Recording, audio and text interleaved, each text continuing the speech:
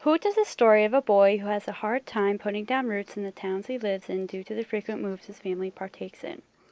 Currently in Coconut Cove, Florida, Roy Eberhart is now being plagued by a bully named Dana Matherson. Just another reason for Roy to look forward to leaving this crummy town. But one day, Roy sees a barefooted boy out the window of the school bus that will change his life forever. Instead of sitting by and letting the bullies in his life push him around, Roy will learn to stand up for what he believes in, whether in his own personal life or pancake-induced corporate bullies. Even the people who seem the smallest can make a huge difference.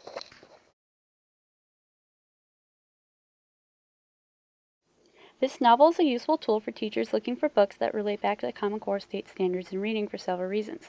This novel will fit especially well within the key ideas and details portion and the craft and structure portion of the college and career readiness anchor standards for reading.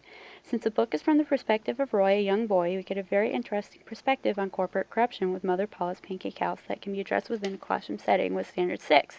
Assess how point of view or purpose shapes the content and style of the text. Roy's narration has specific intentions by the author, both as a way to empower his younger readers and to show the different ways that corporate corruption can appear in people's ordinary lives. There are many interesting conversations and lessons that can address the standard within the book that students will enjoy, as well as hitting the standards. This text may help a reader's development through a clear narration style and an interesting and engaging story. This novel accommodates for readers at all levels of comprehension and analysis, since it can be read at a very basic level of analysis all the way up to a complicated reading and analysis of the novel.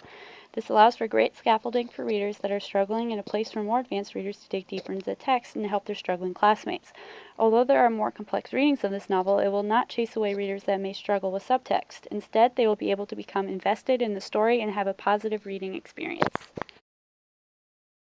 The format and genre of this novel may be a support for readers of this text. Since it is an adventure novel and a young adult literature novel, it sparks an interest that can keep even reluctant readers engaged and wanting to know more. The format of the text allows students to read swiftly and fluently, since there aren't many, if any, instances of the author using language to intentionally complicate the reading.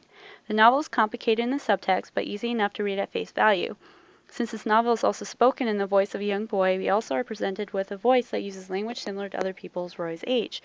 This indicates that most of the language could be recognizable by its readers, making reading the novels potentially less difficult for students and making the content easier to understand and address, reinforcing students' desire to read. While this is potentially a support, Roy's narration as a young male may also be a demand. Readers without a similar background to Roy may not experience his narration as supportive to their understanding. Another demand of the novel could be the length of the book. It is a longer novel and may be difficult for students to complete on their own just because long-looking books frighten them.